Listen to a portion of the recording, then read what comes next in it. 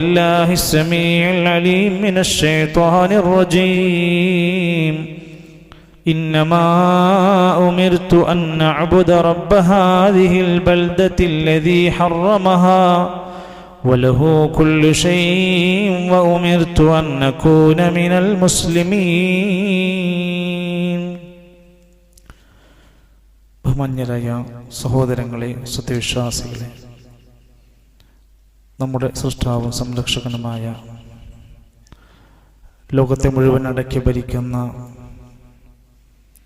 റബ്ബുൽ ആലമീൻ എന്ന് വിശേഷിപ്പിക്കുന്ന അള്ളാഹുവിൻ്റെ എല്ലാവിധ അനുഗ്രഹങ്ങൾക്കും നന്ദി കാണിച്ചുകൊണ്ട് അവൻ്റെ ഇഷ്ടവും പൊരുത്തവും നേടിയെടുക്കുന്ന ജീവിതം കാഴ്ചവെച്ച് ഈ ദുനിയാവിൽ നിന്ന് വിട പറയുന്ന സമയത്ത് ഈമാനോടുകൂടെ വിട പറയാൻ നാം ഓരോരുത്തരും ആത്മാർത്ഥമായ ത്യാഗ പരിശ്രമങ്ങൾ ചെയ്യണമെന്ന് എന്നെ മറക്കാതെ നിങ്ങളെയും ഓർമ്മപ്പെടുത്തുകയാണ്, വസിയത്ത് ചെയ്യുകയാണ്. അള്ളാഹു നമ്മുടെ കർമ്മങ്ങൾ സ്വീകരിച്ചുകൊണ്ട് നമുക്കെല്ലാം സ്വർഗം നൽകി അനുഗ്രഹിക്കുമാറാകട്ടെ. കേരളത്തിൻ്റെ കാലാവസ്ഥയിൽ തൊട്ടു മുമ്പുണ്ടായിരുന്ന 10 ദിവസങ്ങൾക്ക് പുറത്ത് തണുത്ത അന്തരീക്ഷത്തിലേക്ക്, മഴ കാലാവസ്ഥയിലേക്ക് നമ്മൾ മാറിയിട്ടുണ്ട്. പലയിടത്തും നാശനഷ്ടങ്ങൾ സ്വാഭാവികമായി വരുന്നത് പോലെ തന്നെ മഴക്കെടുതികൾ ഉണ്ടായിട്ടുണ്ട്.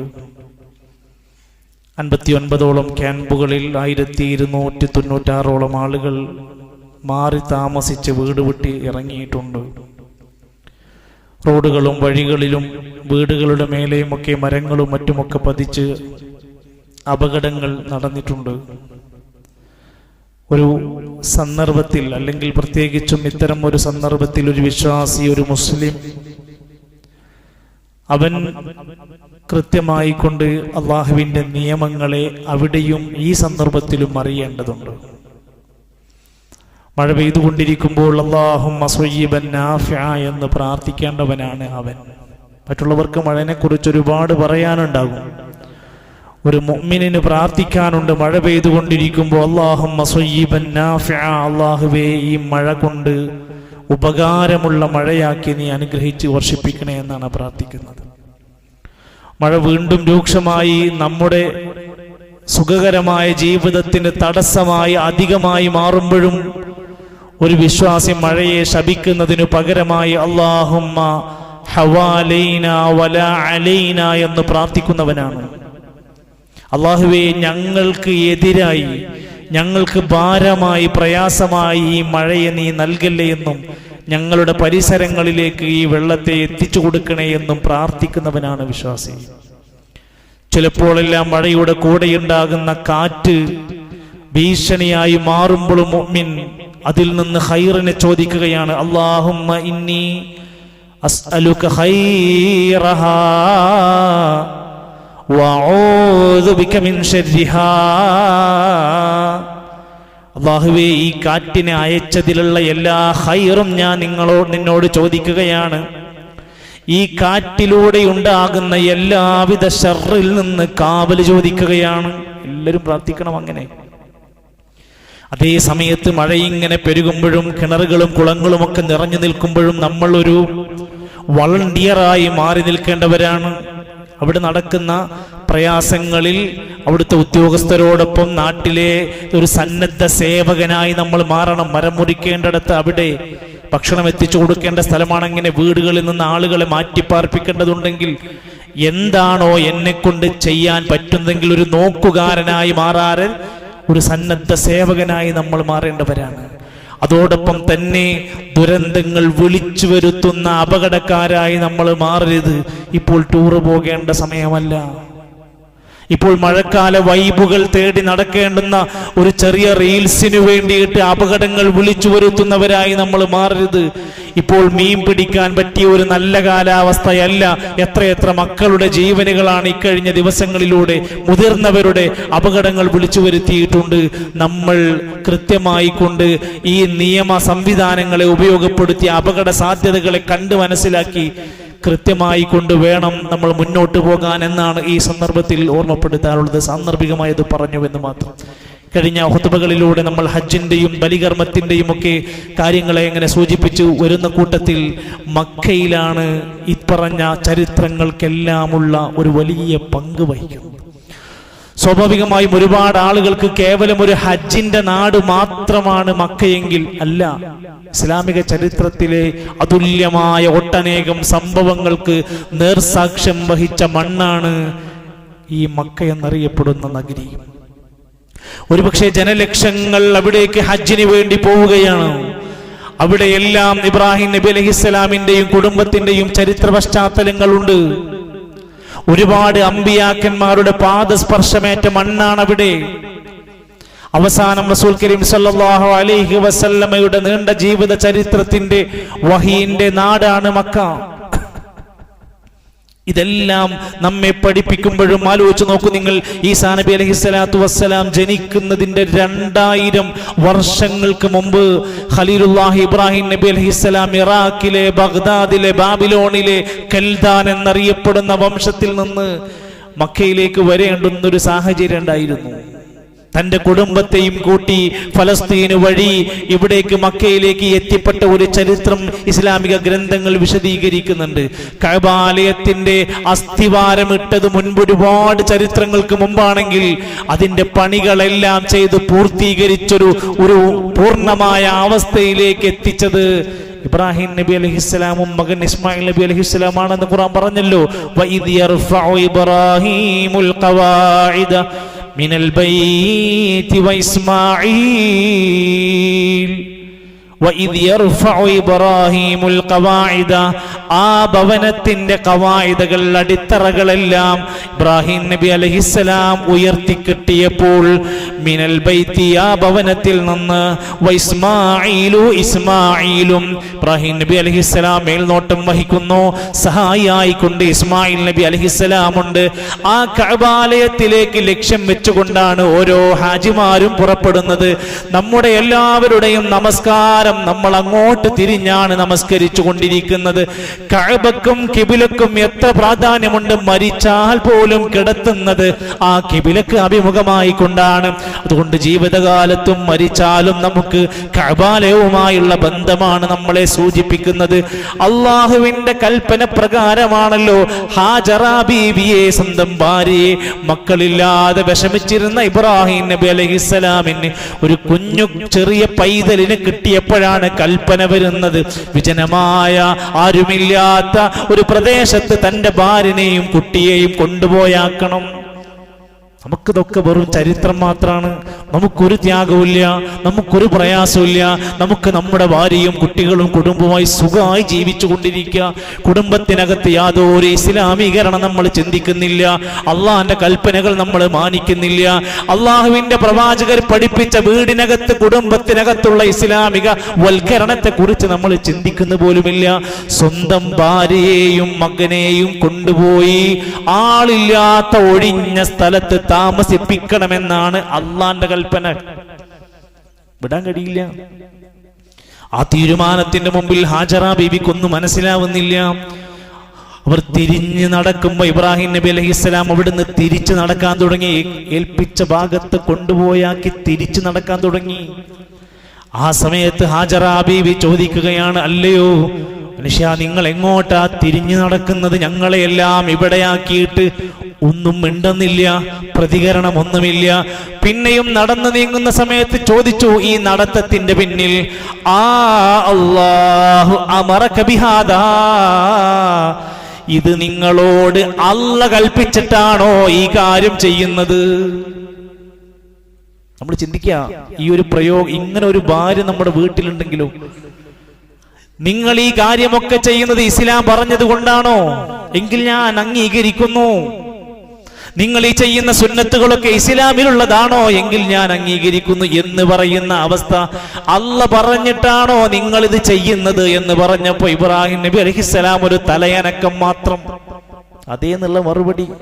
അപ്പോൾ ഭാര്യന്റെ മറുപടി എന്താ? നിങ്ങൾക്കല്ലെങ്കിലും അള്ളയാണല്ലോ വലുത്, ഞങ്ങളെ ഒന്നും നോക്കണില്ലല്ലോ, ഞങ്ങളെ ഒന്നും ഒരു വിലയില്ലല്ലോ എന്ന് പറഞ്ഞില്ല. മറുപടി, വല്ലാഹി ഇദൻ ലൻ യുളയ്യിഅനാ അബദാ, എങ്കിൽ നിങ്ങൾക്ക് പോകാം, അള്ളാഹു ഞങ്ങളെ ഒരിക്കലും കൈവിടൂല. അല്ലാഹ് ഞങ്ങളെ ഒരിക്കലും കൈവിടൂല, നിങ്ങൾക്ക് പോകാം, ഞങ്ങൾക്കൊരു ധൈര്യമുണ്ട്. പടച്ച റബ്ബിലുള്ള തവക്കുലിന്റെ മഹിതമായ സന്ദേശം പഠിപ്പിക്കുകയാണ് ഹാജറ ബീവി.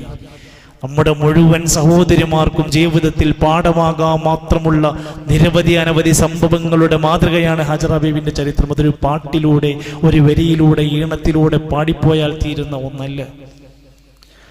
ഇസ്ലാമിക ചരിത്രത്തിൽ കാണാൻ സാധിക്കും, അവിടെ വെച്ചുകൊണ്ട് ഇബ്രാഹിം നബി തിരിച്ചു നടന്ന് വീണ്ടും സനിയ എന്നറിയപ്പെടുന്ന ഒരു പ്രദേശമുണ്ട്, നടക്കാൻ പോലും പ്രയാസമുള്ള ഏരിയ. സനിയയിലൂടെ അങ്ങനെ നടന്നിങ്ങനെ തിരിഞ്ഞങ്ങ് കാണാമറയത്ത് പോയപ്പോ അവിടെ വെച്ചുകൊണ്ട് ഇബ്രാഹിം നബി അലൈഹിസ്സലാം കഅബന്റെ നേർക്ക് തിരിഞ്ഞു. എവിടുന്ന് എവിടേക്ക് പോയാലും തിരിയുന്നത് കഅബയുടെ നേർക്ക്. എന്നിട്ട് അവിടെ വെച്ചുകൊണ്ട് പ്രാർത്ഥിച്ചു, റബ്ബനാ ഇന്നി അസ്കൻതു മിൻ ദുർരിയതി ബിവാദിൻ ഗൈരി ദീ സർഇൻ ഇൻദ ബൈതികൽ മുഹറം. നോക്കൂ നിങ്ങൾ, റബ്ബേ ഞങ്ങളുടെ രക്ഷിതാവേ, ഞാനിതാ എൻ്റെ സന്താനങ്ങളെ ഇവിടെ താമസിപ്പിച്ചിട്ടുണ്ട്. പറഞ്ഞ പോലെ ഏതാ സ്ഥലം? ബിവാദിൻ, ഒരു താഴ്വരയിലാണ്. എന്താ താഴ്വരന്റെ പ്രത്യേകത? ഗൈരി ദീ സർഇൻ, ഒരു പുൽനാമ്പ് മുളക്കാത്ത സ്ഥലമാണ്. ഒരു ചെടി കുറ്റി പൊന്തിയിട്ടില്ല, മനുഷ്യരില്ല, മൃഗങ്ങളില്ല, വെള്ളമില്ല.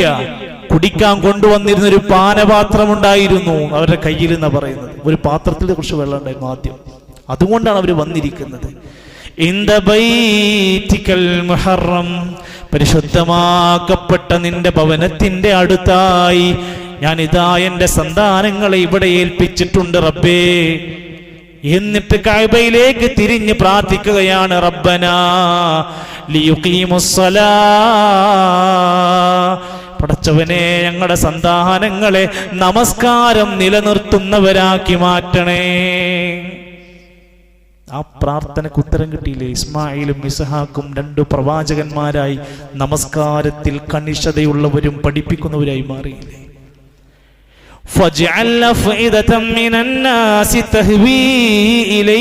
ജനങ്ങളുടെ മനസ്സ് അവരിലേക്ക് നീ മാറ്റണേ അല്ലാഹ്.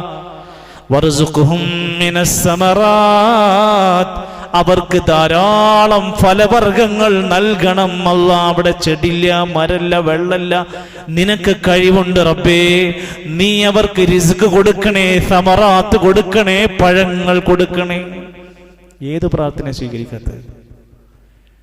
റബ്ബി ജഅൽ ഹാദാ ബലദൻ ആമിന, റബ്ബേ ഈ രാജ്യത്തെ നിർഭയ രാജ്യമാക്കി മാറ്റണേ. അവിടെ ഫലവർഗങ്ങളില്ലേ? ലോകത്തുള്ള ഏത് സാധനം വേണമെങ്കിലും മക്കയിൽ നിന്ന് അവൈലബിൾ ആണ്. ഒരു ഫ്രൂട്ടും ഇല്ലാതിരുന്നൊരു പ്രദേശത്തേക്ക് എങ്ങനെയാണ് ഇത്രയും വെജിറ്റബിൾസും ഫ്രൂട്ട്സും ഒക്കെ എങ്ങനെയാണ് എത്തിപ്പെട്ടത്? അന്നത്തെ ഒരു പ്രാർത്ഥന. ഏത് രാത്രിയും ഏത് പകലും പുറത്തിറങ്ങി ആണിനും പെണ്ണിനും കുട്ടിക്കും ഇറങ്ങി നടക്കാൻ പറ്റുന്ന നിർഭയത്വ രാജ്യം ഇന്ന് എവിടെയാണുള്ളത്? ഇബ്രാഹിം നബി അലൈഹി ഇസ്ലാമിന്റെ പ്രാർത്ഥന എങ്ങനെയാ സ്വീകരിച്ചത്? ഇബ്രാഹിം നബി അതിന് യോഗ്യനായിരുന്നു. എന്ന് നമ്മളൊന്നും പ്രാർത്ഥിച്ചിട്ടാണ് ഏശാത്തത്. നമ്മുടെ പ്രാർത്ഥനയ്ക്ക് ചില പോരായ്മകളുണ്ട്. ഇബ്രാഹിം നബി അലൈഹിസ്സലാമിനോട് എന്തൊരു കാര്യം അല്ല പറഞ്ഞാലും അനുസരിക്കുമായിരുന്നു. ഇന്നി അസ്ലംതു ലിറബ്ബിൽ ആലമീൻ, എന്ത് പറഞ്ഞാലും അനുസരിച്ചു കൊടുക്കും. നമ്മളോ? നമുക്ക് തരക്കേടില്ല, നമ്മളെ ശരീരത്തിനെ വല്ലാതെ ബാധിക്കണില്ലെങ്കിൽ നമ്മൾ ഓക്കെയാണ്. നമ്മുടെ ശരീരത്തിനോ നമ്മുടെ കുറച്ച് പണം പോണ കേസൊക്കെ ആണെങ്കിൽ ഒന്ന് ബാക്കിലേക്ക് ഒളിഞ്ഞു മാറി നിൽക്കും നമ്മൾ. ഇബ്രാഹിം നബി അലൈഹിസ്സലാമിനോട് എന്തൊരു ബാധ്യതയായി കടമ പറഞ്ഞാലും അതെല്ലാം പൂർത്തിയാക്കുമായിരുന്നു. ഇബ്രാഹിം അല്ലദീ വഫാ, ഏൽപ്പിച്ച ബാധ്യതകൾ, കടമകളെല്ലാം പൂർത്തിയാക്കുമായിരുന്നു. ഇബ്രാഹിം ഖലീല, അള്ളാഹ്ക്ക് ഭയങ്കരമായ ആ വിശ്വാസത്തെ, ആ തവക്കുലിനെ അള്ളാഹ്ക്ക് ഇഷ്ടപ്പെട്ട നല്ലൊരു ചങ്ങാതിയാക്കി സ്വീകരിച്ചിട്ടുണ്ട്. നമുക്ക് അറിയാവുന്ന കാര്യങ്ങളാ. അതുകൊണ്ട് ഇബ്രാഹിം നബി അലൈഹിസ്സലാമിന്റെ ആ ചരിത്രത്തിന്റെ ആ പ്രാർത്ഥനയുടെ ഭാഗം നമ്മളൊന്ന് വായിച്ചു നോക്കുക. ഹജറ ബീവിയുടെ ചരിത്രത്തിൽ ഈ പാനപാത്രത്തിലുണ്ടായിരുന്ന വെള്ളം കഴിഞ്ഞുപോയി. ഒരു ഉമ്മാക്ക് ഏറ്റവും സഹിക്കാൻ പറ്റാത്തത് തൻ്റെ കുഞ്ഞിന്റെ കരച്ചിലാണ്. ഇസ്മായിലിനെ കിടത്തിയിരുന്ന പ്രദേശത്ത് നിന്ന് വെറുമൊരു കരച്ചിൽ മാത്രമാണ്, ഒരു രക്ഷയും കാണുന്നില്ല. കുടിക്കാൻ വെള്ളമില്ല, സഹായിക്കാൻ ഒരു മനുഷ്യനില്ല. 4 വശത്തുകൂടെയും ഇറങ്ങി അങ്ങോട്ടും ഇങ്ങോട്ടും ഓടുകയാണ്, ഒരു കിതച്ചോടുകയാണ്. എന്തിനു വേണ്ടി? തൻ്റെ കുഞ്ഞിനൊരു തുള്ളി വെള്ളം കിട്ടണം, തൻ്റെ കുഞ്ഞിന്റെ കരച്ചിലൊന്ന് മാറ്റി കിട്ടണം. അവിടെയാണ് മലക്കിന്റെ ചിറകിട്ടടിച്ചിരിക്കുന്ന ആ ഭാഗത്ത് സംസമിന്റെ ഉറവ പൊട്ടിപ്പുറപ്പെടുന്നത്. ഇന്ന് ലോകത്ത് ഇസ്ലാമിനെ ചോദ്യം ചെയ്യുന്ന എല്ലാ മനുഷ്യരോടും നിങ്ങൾക്ക് ആത്മധൈര്യത്തോടെ ചോദിക്കാം, നിങ്ങൾക്ക് സംസമിനെ കുറിച്ച് എന്ത് പറയാനുണ്ട്? അത് കേവലൊരു വെള്ളാണോ? അതെന്തുകൊണ്ടാ വറ്റാത്തത്? എത്ര വർഷങ്ങൾ അത് കഴിഞ്ഞു? ഇസ്ലാമിക ഗ്രന്ഥങ്ങൾ ഇത് സാക്ഷ്യപ്പെടുത്തുന്നു. നിങ്ങൾക്ക് എന്ത് പറയാനുണ്ട്? അല്ലാഹുവിന്റെ പ്രവാചകൻ നബി കരീം സല്ലല്ലാഹു അലൈഹി വസല്ലമ തങ്ങൾ ആ സംസമുമായി ബന്ധപ്പെട്ട എന്തെല്ലാം പ്രത്യേകത വിശദീകരിച്ചു തന്നു. ഒരു കാലഘട്ടം മുഴുവൻ ആ വെള്ളത്തിലേക്ക് ജനങ്ങൾ ആശ്രയിച്ച് കയറി വരാൻ തുടങ്ങി. പിന്നീട് കുറെ കാലങ്ങൾ കഴിഞ്ഞപ്പോൾ ആളുകളൊക്കെ വരാതെ ആയപ്പോൾ അതിനെ പതിയെ പതിയെ തൂർന്നതുപോലെ അതിനെ ഉപയോഗിക്കാൻ പറ്റാതെ മൂടിക്കിടന്നു കുറെ കാലം. പിന്നീട് ചരിത്രം പറയാണ്, സീറകളിൽ ചരിത്രം എന്ന് കാണാൻ സാധിക്കും, അബ്ദുൽ മുത്തലിബിന്റെ കാലം വന്നപ്പോ അദ്ദേഹമാണ് പിന്നീട് സംസം വീണ്ടും ഒന്നിങ്ങനെ കുഴിച്ചു വൃത്തിയാക്കി ഒന്ന് സൈഡൊക്കെ ഒന്ന് കെട്ടി ഒതുക്കി ലെവലാക്കി. അവർക്ക് കേവലം ഒരു വെള്ളം എന്ന നിലക്ക് അവർ അതിനെ തർത്തീബാക്കാൻ ശ്രമിച്ചു. പക്ഷേ റസൂൽ സല്ലല്ലാഹു അലൈഹി വസല്ലമക്ക് വഹി വരാൻ തുടങ്ങിയ നിമിഷം മുതൽ അതൊരു വെള്ളം മാത്രമല്ല, ഖൈറു മാഇൻ അലാ വജ്ഹിൽ അർളി മാഉ സംസം, ഭൂമിയിലെ വെള്ളങ്ങളുടെ കൂട്ടത്തിലെ ഏറ്റവും ഖൈറായ ശ്രേഷ്ഠമായ വെള്ളം അതാണ്. ഏറ്റവും നല്ല വെള്ളം അതാണ്. ഫീഹി തുആമും മിനത് തുഅമി, കഴിക്കേണ്ടവർക്ക് ഭക്ഷണമായിട്ട് വേണമെങ്കിൽ അത് മതി. വശിഫാഉം മിനസ് സുഖ്മി, രോഗികളാണെങ്കിൽ രോഗം മാറാൻ മാത്രമുള്ള ഔഷധമായും നിങ്ങൾക്ക് ആ സംസമുണ്ട്. അതിന് സവിശേഷതയില്ല, അതിന് പോരിശയില്ല, അതിന് പ്രത്യേകതയില്ല എന്ന് ആരെങ്കിലും പറയുന്നുവെങ്കിൽ അവർ 100 കണക്കിന് ഹദീസുകളെ തള്ളി മാറ്റേണ്ടി വരും. അവർ ഇസ്ലാമിന്റെ വഹീനോടുള്ള പുച്ഛം അവരുടെ നെഞ്ചിനകത്ത് കയറ്റി വെക്കേണ്ടി വരും. മാഉ സംസം ലിമാ ശുരിബ അലൈഹി, എന്തൊരു കാര്യത്തിനു വേണ്ടിയാണോ സംസം കുടിക്കുന്നത്, ശിഫക്ക് വേണ്ടിയാണോ അത് കിട്ടും. അത് ദാഹം മാറാനാണോ അത് ലഭിക്കും, ഭക്ഷണമായിട്ടാണോ അത് ലഭിക്കും. അങ്ങനെ അതിന്റെ പോരിശയായി രേഖപ്പെടുത്തുകയാണ്. ആ കിണറിൽ നിന്ന് ഒരു സെക്കൻഡിൽ 18.5 ലക്ഷം ലിറ്റർ വെള്ളമാണ് ഡെയിലി ഉപയോഗിച്ചു കൊണ്ടിരിക്കുന്നത്. എന്നിട്ട് നിങ്ങൾ പറയാണ് ഇസ്ലാമിന് ദൈവികതയില്ല, ഇസ്ലാം എന്ന ഒരു മതത്തിന് സവിശേഷതയില്ല എന്ന് എങ്ങനെ പറയാൻ സാധിക്കും? മക്കയിൽ നിന്നപ്പുറത്ത് 450 കിലോമീറ്റർ അപ്പുറത്ത് മദീന പള്ളിയിലേക്ക് ഒരു ദിവസം 120 ടണ്ണാണ് സംസം അടിച്ചു കൊണ്ടുപോയി കൊണ്ടിരിക്കുന്നത്. ലോകത്തിന്റെ വിവിധ രാജ്യങ്ങളിലേക്കത് ഇന്നും കൊടുത്തുകൊണ്ടിരിക്കെ വറ്റാത്ത ഈ നീരുറവ ലോക ചരിത്രത്തിൽ, മക്കയുടെ ചരിത്രത്തിൽ ഇന്നുമുണ്ടല്ലോ. നമുക്ക് ബോധ്യം വേണം, അപ്പോഴേ നമുക്ക് ഒരാളോട് പറഞ്ഞു കൊടുക്കാൻ കഴിയുള്ളൂ. സഫയും മർവയും കാണുമ്പോൾ 2 മലകൾ മാത്രാണ്. പക്ഷെ ഖുർആൻ പറഞ്ഞു, അല്ല, ഇന്ന സഫാ വൽ മർവത മിൻ ശആഇരില്ലാഹ്, അല്ലാഹുവിന്റെ 2 ചിഹ്നങ്ങളാണ് സഫയും മർവയും. സഫന്റെയും മർവന്റെയും മേലെയുള്ള പ്രാർത്ഥനക്ക് ഉത്തരം കിട്ടുമെന്ന ഹദീസ് ഉണ്ടല്ലോ. പ്രാർത്ഥനക്ക് ഉത്തരം കിട്ടുന്ന 2 മലകളാണ്. അവിടെ വെച്ചുകൊണ്ട് ഹാജിമാര് കഅബാലയത്തിലേക്ക് തിരിഞ്ഞ് കൈകൾ ഉയർത്തി പ്രാർത്ഥിക്കണമെന്നുള്ള റിപ്പോർട്ടുകൾ അതിനിടയിലുണ്ടല്ലോ. ആ സഫാ കുന്നിന്റെ മുകളിലേക്കാണ് റസൂൽ സല്ലല്ലാഹു അലൈഹി വസല്ലം തന്റെ പ്രിയപ്പെട്ട കുടുംബക്കാരെ മുഴുവൻ വിളിച്ചു വരുത്തുകയാണ്. എന്തിനാ? നിങ്ങൾ വഅൻദിർ അശീറതകൽ അഖ്റബീൻ, കുടുംബക്കാരെ മുഴുവൻ വിളിച്ച് താക്കീത് കൊടുക്കാൻ പറഞ്ഞു. അപ്പൊ വിളിക്കാൻ കുറച്ച് ഉയരം കൂടിയ സ്ഥലം എന്ന നിലക്ക് സഫന്റെ മുകളിൽ നബി തങ്ങൾ കയറി നിന്നു. എന്നിട്ട് അവരോട് കുറച്ച് കാര്യങ്ങളൊക്കെ പറഞ്ഞു. അള്ളാഹുവിനെ ആരാധിക്കേണ്ടുന്നതിന്റെ മഹത്വത്തെക്കുറിച്ച് ബോധ്യപ്പെടുത്തി കൊടുത്തു. അവിടെ നിന്നാണ് തന്റെ കുടുംബത്തിൽ നിന്ന് ആദ്യത്തെ അപശബ്ദം പൊക്കിപ്പുറപ്പെട്ടു. തബ്ബൻ ലക യാ മുഹമ്മദ്. അബൂലഹബ് കൈകൾ ഉയർത്തി പറഞ്ഞു, ഇമ്മാതിരി സംസാരം വേണ്ട, താങ്കൾക്ക് ക്ഷാപമുണ്ടാകട്ടെ, നശിക്കട്ടെ, തുലയട്ടെ എന്ന് പ്രാർത്ഥിച്ചു അബൂലഹബ്. വിശുദ്ധ ഖുർആനിൽ ആയത്തിറങ്ങി തിരിച്ചടിച്ചു, തബ്ബത് യദാ അബീ ലഹബിൻ വതബ്ബ്. അബൂലഹബിന്റെ 2 കരങ്ങളും നശിക്കട്ടെ. അബൂലഹബിന്റെ മരണമൊക്കെ ഒന്ന് വായിക്കണം നമ്മൾ. ചീഞ്ഞു നാറിയ ആ മൃതശരീരത്തിന്റെ അവസ്ഥ ഒന്ന് വായിച്ചു നോക്ക് നിങ്ങൾ. ശാപം ലഭിക്കുക, ശപിക്കണം. ഇന്ന് ഖുർആൻ പാരായണം ചെയ്യുന്നവർക്ക് ആ പ്രയോഗം അതുപോലെ പ്രയോഗിച്ചു കൊണ്ടിരിക്കുക. സഫക്കും മറുവക്കും ഒരുപാട് ചരിത്രം പറയാനുണ്ട് എന്നാ പറഞ്ഞത്. മക്കയിലെ ജീവിത കാലഘട്ടത്തിലൂടെ 13 കൊല്ലക്കാലം നബിതങ്ങൾ ജീവിച്ച വഹി മുഴുവൻ ലഭിച്ചതാം ആ 13 കൊല്ലം മക്കയുടെ മണ്ണിലായിരുന്നുവല്ലോ. മസ്ജിദുൽ ഹറം എന്ന ലോകത്തെ ഏറ്റവും ഒന്നാമത്തെ പ്രതിഫലത്തിന്റെ കാര്യത്തിൽ മഹത്വം നിറഞ്ഞ മസ്ജിദുൽ ഹറം ആ മക്കയിലാണല്ലോ. അവിടുന്ന് നബിതങ്ങൾക്ക് മദീനയിലേക്ക് ഹിജറ പോകേണ്ടി വന്നു.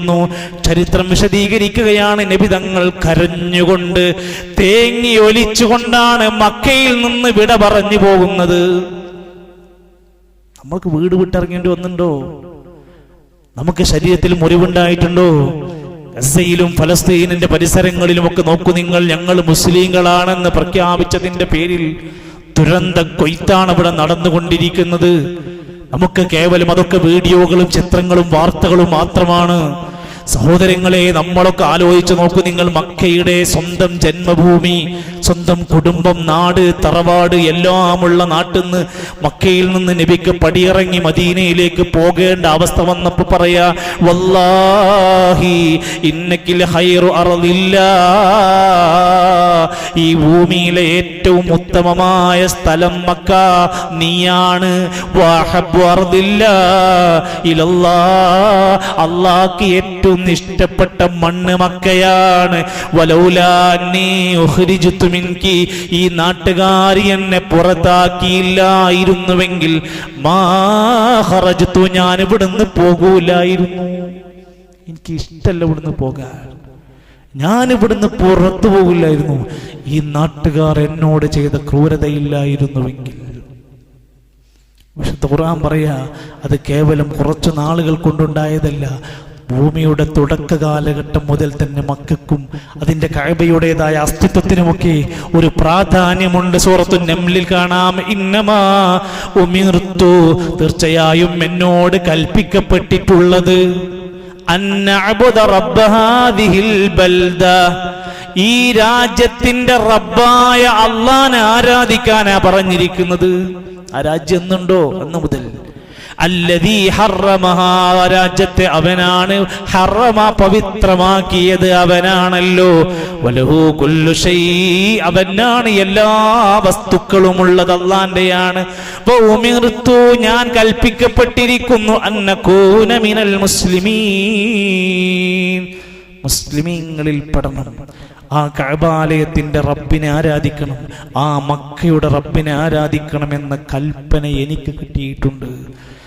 അതിന്റെ വിവിധങ്ങളായ പേരുകൾ കാണുന്നിടത്ത് കാണാൻ സാധിക്കും. ഉമ്മുൽ ഖുറ എന്ന പേര് മക്കക്കുണ്ട്, ബക്ക എന്ന പേരുണ്ട്, ഖുറ എന്ന പേര് വിളിച്ചിട്ടുണ്ട്, ബലദൻ ആമിൻ, 8-10 വിശേഷണങ്ങൾ ആ രാജ്യത്തിന്റെ സവിശേഷത കൊടുത്തിട്ടുണ്ട്. സഹോദരങ്ങളെ, അതുകൊണ്ട് നമ്മുടെ മനസ്സിൽ മക്കയോടും അതിന്റെ ചരിത്രത്തിനോടും ഒരു ബഹുമാനം, കഅബയോടും സംസമിനോടും ഒരു പവിത്രതയും അതിന്റെ പരിശുദ്ധി, മസ്ജിദുൽ ഹറമിനോട് അതിൻ്റെതായ ആ ഒരു വില കൂട്ടിക്കാണിക്കുന്ന ഒരു ചിന്താഗതി, അവിടേക്ക് എത്തിപ്പെടണമെന്നൊരു മനസ്സിന്റെ മോഹം, ഹജ്ജായും ഉംറയായും നടന്നുകൊണ്ടിരിക്കുന്ന കർമ്മങ്ങളിൽ നമ്മുടെ ഒരു പങ്കാളിത്തം, അങ്ങനെയെല്ലാം നമ്മൾ ആ ചരിത്രത്തിന്റെ ഭാഗങ്ങളെ വിലയിരുത്താനും പഠിക്കാനും പടച്ചറബ് ഏറ്റവും ഇഷ്ടപ്പെട്ട സ്ഥലങ്ങളെ ഇഷ്ടപ്പെടാനുമൊക്കെ നമുക്ക് കഴിയേണ്ടതുണ്ട്. അള്ളാഹു നമുക്ക് ഏറ്റവും വേഗത്തിലും ഏറ്റവും സൗകര്യത്തിലും പടച്ചറബിന്റെ നന്മകളിലേക്ക് മുന്നോട്ട് പോകാനുള്ള ആഫിയത്ത് നമുക്ക് പ്രദാനം ചെയ്യുമാറാകട്ടെ.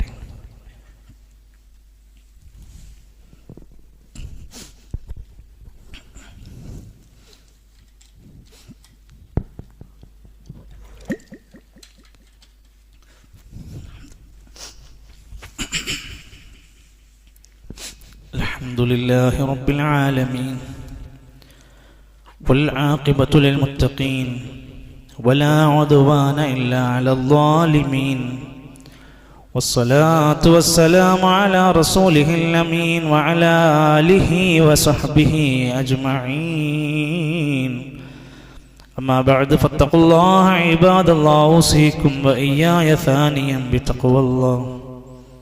ഒരിക്കൽ കൂടി അള്ളാഹുവിൻ്റെ നിയമനിർദ്ദേശങ്ങൾ പാലിച്ചു ജീവിതത്തെ തഖ്വയിൽ അധിഷ്ഠിതമാക്കി മുന്നോട്ട് കൊണ്ടുപോകാൻ ശ്രമിക്കണേ എന്ന് എന്നെ നിങ്ങളെ ഓർമ്മപ്പെടുത്തുകയാണ്. അള്ളാഹു നമ്മെ അനുഗ്രഹിക്കുമാറാകട്ടെ. ചില സ്ഥലങ്ങൾക്ക് പ്രത്യേകത കൽപ്പിച്ച പോലെ ചില സമയങ്ങൾക്ക് അള്ളാഹു പ്രത്യേകത കൽപ്പിച്ചിട്ടുണ്ട്. മഹാരഥന്മാരായ ഉലമാക്കന്മാർ പറയുന്നു 3 പത്തുകൾക്ക് സവിശേഷതകളുണ്ട്. ഒന്ന് റമദാനിലെ അവസാനത്തെ 10 രാത്രികൾ, 2 മുഹറമിൻ്റെ 1 മുതൽ 10 വരെയുള്ള ദിവസങ്ങൾ, 3 ദുൽഹിജ്ജയിലെ 1 മുതൽ 10 വരെയുള്ള പകൽ സമയങ്ങൾ പ്രത്യേകിച്ചു. അൽഹംദുലില്ലാഹ്, പടച്ചറബിൻ്റെ മഹത്തായ തൗഫീഖ് കൊണ്ട് നമ്മൾ ഇന്ന് ശ്രേഷ്ഠമായ ദിനങ്ങളിലാണ്, അതിൻ്റെ ഒരു വെള്ളിയാഴ്ചയിലാണ് നാം ഉള്ളത്. പരമാവധി പാപങ്ങളിൽ നിന്ന്, തെറ്റുകളിൽ നിന്ന്, ചെറുതുപോലും നിസ്സാരമെന്ന് പറയാവുന്ന തിന്മകളിൽ നിന്ന് നാവുകൊണ്ട്, കണ്ണുകൊണ്ട്, കൈകൊണ്ട് എന്തെല്ലാം സംഭവിക്കുന്നുവെങ്കിൽ അത്രമാത്രം ഒഴിഞ്ഞു മാറി നിൽക്കേണ്ടുന്ന പരിശുദ്ധമാക്കപ്പെട്ട മാസങ്ങളുടെ കൂട്ടത്തിൽ ദുൽഹിജ്ജയിലാണ് നാം ഉള്ളത്. വിശുദ്ധ ഖുർആൻ സത്യം ചെയ്തു പറഞ്ഞ വൽ ഫജ്ർ വലയാലിൻ അശ്ർ വശഫഇ വൽ വത്ർ, 10 രാത്രികൾ എന്ന് വിശേഷിപ്പിച്ച കൂട്ടത്തിൽ മഹാരഥന്മാരായ പണ്ഡിതന്മാർ ഇബ്നു അബ്ബാസ് അള്ളാഹു പോലെ ആൾക്കാർ പറയാറുണ്ട്, ആ 10 രാത്രി എന്ന് ഉദ്ദേശിക്കുന്ന 10 ദിവസങ്ങളാണ്. അത് ദുൽഹിജ്ജയിലെ ആദ്യത്തെ 10 ദിനങ്ങളാണ്. അള്ളാഹ് സത്യം ചെയ്ത് പറയുന്ന ദിനങ്ങൾ. അഫ്ളലു അയ്യാമിൽ, അള്ളാഹുവിന്റെ അടുത്ത് ഏറ്റവും ശ്രേഷ്ഠമായ പകലുകൾ ഏതാന്ന് ചോദിച്ചാൽ അതിന്റെ മറുപടി ഹദീസിൽ പറഞ്ഞത് ദുൽഹിജ്ജയിലെ ആദ്യത്തെ 10 പകലുകളാണ്. എന്താ ചെയ്യേണ്ടത്? എല്ലാ നന്മകളുമായി മുന്നോട്ട് നോമ്പെടുക്കാൻ കഴിയുന്നവർക്ക് നോമ്പെടുക്കാം. അതിനോളം വിശേഷമായ ഒരു നന്മ ഏതാ ഉള്ളത്? സ്വതക്കയുണ്ടാവണം, തസ്ബീഹുകൾ ഉണ്ടാവണം, തഹ്ലീൽ, തഹ്മീദ്, തക്ബീറുകൾ ഉണ്ടാവണം. വിശുദ്ധ ഖുർആനിന്റെ പാരായണത്തിന് സാധ്യമാകുന്നവർ അത് ഉപയോഗപ്പെടുത്തണം. പ്രത്യേകമായി ഇന്ന സൂറത്താണെന്നോ ഇന്ന ആയത്തൊന്നും പ്രഖ്യാപിക്കപ്പെട്ടിട്ടില്ല. പല അത്തരത്തിലുള്ള മെസ്സേജുകളൊക്കെ നമുക്ക് വന്നുകൊണ്ടിരിക്കും. ആളുകൾ പലതും ഈ സമയം വെച്ച് ഉപയോഗപ്പെടുത്തിക്കൊണ്ടിരിക്കും. ഏത് സൂറത്തുമാകാം. ഫജ്ർ പോലും, വൽ ഫജ്ർ എന്ന സൂറത്ത് പോലും എല്ലാ ദിവസവും ഇത്ര തവണ പാരായണം ചെയ്യുക എന്നൊക്കെ സ്റ്റാറ്റസ് മെസ്സേജുകളൊക്കെ നമ്മളിങ്ങനെ കാണാറുണ്ട്. ഹദീസുകളിൽ അത്തരം പ്രയോഗങ്ങളില്ല. വിശുദ്ധ ഖുർആനിന്റെ പാരായണം ഉണ്ടാകണം.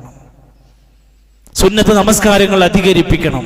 ജമാഅത്ത് നമസ്കാരങ്ങൾ മുടക്കാതെ ശ്രദ്ധിക്കണം. അങ്ങനെ ധാരാളം നന്മകളുമായി റബ്ബിലേക്ക് മടങ്ങാൻ ഫസ്തബിഖുൽ ഖൈറാത്ത്, നന്മകളിലേക്ക് മുന്നിട്ട് വരുന്ന ദിവസങ്ങളായി നമുക്കിതിനെ മാറ്റാൻ കഴിയണം. അഫ്ളലുൽ ജിഹാദി, ജിഹാദിനേക്കാൾ ശ്രേഷ്ഠമായി അവരെ പറഞ്ഞ ഹദീസുകൾ കാണാൻ സാധിക്കുകയാണ്.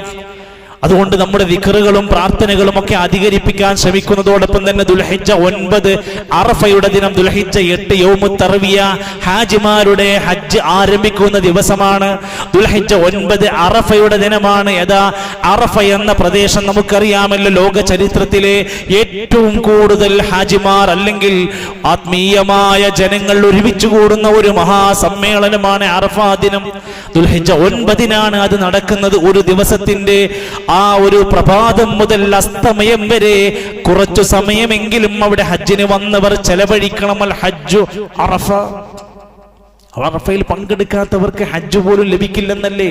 അതുകൊണ്ടാണ് ആംബുലൻസുകളിലും മരണക്കിടക്കയിൽ വരെ ഹജിമാരെ അവിടെ കൊണ്ടുവന്ന് ആക്കാൻ വേണ്ടിയുള്ള പത്രപ്പാടിലായിരിക്കും അവിടുത്തെ നിയമപാലകരും മറ്റുമൊക്കെ. അള്ളാഹുവിന്റെ റസൂൽ സല്ലല്ലാഹു അലൈഹി വസല്ലം അറഫക്ക് കൊടുത്ത ഒരുപാട് സ്ഥാനങ്ങളുണ്ട്. കഅബ ആലയത്തിന്റെ അവിടെ നിന്ന് 18 കിലോമീറ്റർ ദൂരെയാണ് അറഫ. പെട്ടെന്നങ്ങ് ഓടിയെത്താവുന്നൊരു സ്ഥലമല്ല. എത്ര പ്രയാസപ്പെട്ട് വേണം അങ്ങോട്ടേക്ക് എത്താനെന്ന് ആലോചിച്ച് നോക്കൂ നിങ്ങൾ. അതേ സമയത്ത് തന്നെ നല്ല ശക്തമായ ചൂടിലാണ്. 3.5 ലക്ഷം ഹാജിമാർ അല്ലെങ്കിൽ ആളുകളെ പങ്കെടുപ്പിക്കാൻ പറ്റാവുന്ന ഒരു പള്ളി ഉണ്ട് അവിടെ. ആ ഒരു ദിവസം മാത്രമാണത് തുറന്ന് പ്രവർത്തിക്കുന്നത്. മസ്ജിദുൻ നമീറ എന്ന പള്ളി. ആ അറഫയുടെ പ്രത്യേകത വിശദീകരിച്ച ഹദീസിൽ കാണാം, ഏറ്റവും നല്ല ദുആ ഖൈറു ദുആഇ യൗമി അറഫ. ഇൻഷാ അല്ലാഹ് നമുക്കത് വെള്ളിയാഴ്ചയാണ്. മാസപ്പിറവിയുടെ അടിസ്ഥാനത്തിൽ നമുക്ക് വരുന്നത് അടുത്ത വെള്ളിയാഴ്ച ദുൽഹിജ്ജ 9 വെള്ളിയാഴ്ച ദിവസമാണ്. സുന്നത്ത് നോമ്പിന്റെ ദിവസമാണ്. ദുൽഹിജ്ജയിൽ ആദ്യത്തെ 10 പെടുന്ന ദിവസമാണ് എന്നെല്ലാം അറിഞ്ഞ് നമ്മൾ മാത്രമല്ല, നമ്മുടെ വീട്ടിലന്ന് നോമ്പുണ്ടാവണം. നമ്മുടെ വീട്ടുകാർക്കന്ന് യൗമ അറഫയുണ്ടാവണം. അതിന്റെ മര്യാദകളും ചുറ്റവട്ടങ്ങളും ഉണ്ടാവണം. 2 പെരുന്നാളിന്റെയും തലേ ദിവസങ്ങളിൽ നോമ്പെടുത്തുകൊണ്ടാണ് പെരുന്നാൾ ആഘോഷത്തിലേക്ക് നമ്മൾ പ്രവേശിക്കുന്നത്. കഴിഞ്ഞ 1 വർഷക്കാലത്തെ പാപങ്ങൾ പൊറുക്കപ്പെടുന്ന നോമ്പ് എന്ന് പ്രത്യേകമായി അറഫാ ദിനത്തെ കുറിച്ച് പഠിപ്പിച്ചു തന്നുവെങ്കിൽ നമുക്കത് കിട്ടണം. പ്രത്യേകിച്ചും ഈ നല്ല തണുത്ത അന്തരീക്ഷത്തിൽ ഒരു ക്ഷീണവുമില്ലാതെ പൂർത്തിയാക്കാൻ പറ്റുന്ന ആ സുന്നത്ത് നോമ്പ് നമ്മളും നമ്മുടെ മക്കളും അതിലേക്ക് എത്തിപ്പെടാനുള്ള ഒരു ശ്രമം ഉണ്ടാകണമെന്നാണ് സൂചിപ്പിക്കാനുള്ളത്. അല്ലാഹു സുബ്ഹാനഹു വ തആല നമ്മുടെ സൽക്കർമ്മങ്ങൾ സ്വീകരിച്ച് പടച്ച റബ്ബിന്റെ ഏറ്റവും നല്ല കാരുണ്യത്തിന്റെ ലോകമായ സ്വർഗത്തിന്റെ അഹ്ലുകാരിൽ നമ്മയെല്ലാം പ്രവേശിപ്പിക്കുമാറാകട്ടെ. സഹോദരങ്ങളെ, നമ്മുടെ പല സഹോദരങ്ങൾ കഴിഞ്ഞ ദിവസങ്ങളിലായി മരണപ്പെട്ടു പോയി.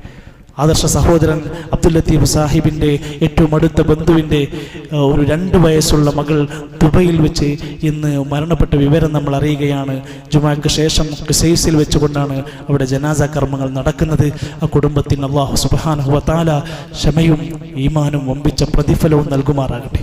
സഹോദരങ്ങൾ, നമ്മുടെ സുഹൃത്ത് ചെണ്ടയാട് പ്രദേശത്തെ കാരണവരായിരുന്ന ആദർശ രംഗത്ത് തൗഹീദ് രംഗത്തൊക്കെ നമ്മോടൊപ്പം പ്രവർത്തിച്ചിരുന്ന മുത്തുക്ക എന്ന അവിടുത്തെ ഒരു പ്രവർത്തകൻ മരണപ്പെട്ടു. അല്ലാഹു അദ്ദേഹത്തിന് മഗ്ഫിറത്തും മർഹമത്തും നൽകുമാറാകട്ടെ. നമ്മുടെ പ്രിയപ്പെട്ടവരായ ബന്ധുക്കൾ, സഹോദരങ്ങൾ, കുടുംബക്കാർ, ഈ നാളുകളിൽ നമ്മിൽ നിന്ന് വിട പറഞ്ഞു പോയവർ, അല്ലാഹുവേ നീ അവർക്കെല്ലാം മഗ്ഫിറത്തും മർഹമത്തും നൽകണമേ റഹ്മാനേ.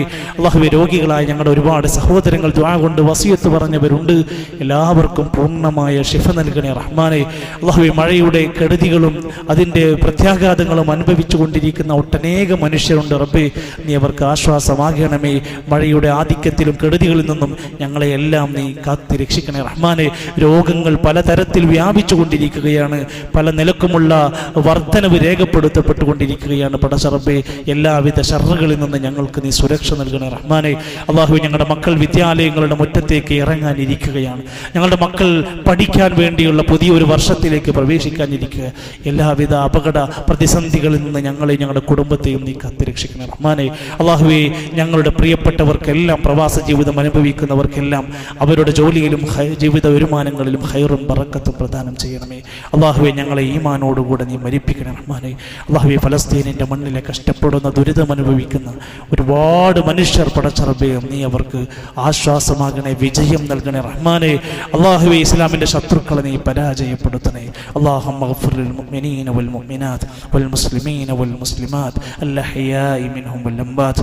അല്ലാഹുമ്മ അഇസ്സൽ الإسلام والمسلمين وأذل الشرك والمشركين. اللهم دمر أعداءك وأعداء الدين من اليهود والنصارى. اللهم أغث بأهل فلسطين. اللهم أغث بأهل فلسطين. اللهم يا مقلب القلوب ثبت قلوبنا على دينك. اللهم توفنا مسلمين وألحقنا بالصالحين. ربنا تقبل منا إنك أنت السميع العليم وتب علينا إنك أنت التواب الرحيم. وصلى الله على نبينا محمد والحمد لله رب العالمين.